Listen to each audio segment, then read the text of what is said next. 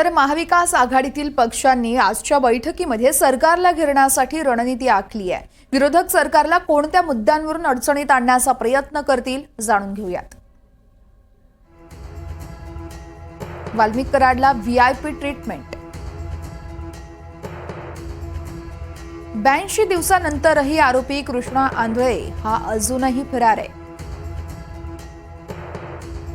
प्रशांत कोरटकरांकडून इंद्रजित सावंतांना धमकी देण्यात आली आहे। या देखील मुद्द्यावरून सरकारला घेरण्याच्या तयारीत विरोधक आहेत। प्रशांत कोरटकरांकडून शिवरायांबद्दल वादग्रस्त विधान करण्यात आलं होतं। राहुल सोलापूरकरकडून शिवरायांचा अपमान झाला, तर सोलापूरकरची सांस्कृतिक धोरण सल्लागारपदी नियुक्ती करण्यात आली। या देखील मुद्द्यावरून विरोधक आक्रमक होण्याची शक्यता आहे। शिवाय HSRP नंबर प्लेटसाठी सर्वसामान्यांची जी लूट सुरू आहे त्यावरून देखील विरोधक हे सरकारला घेरण्याच्या तयारीत आहेत। तानाजी सावंतांच्या मंत्रिपदाच्या काळातील टेंडरला स्थगिती देण्यात आली आहे। हा देखील एक मुद्दा आहे।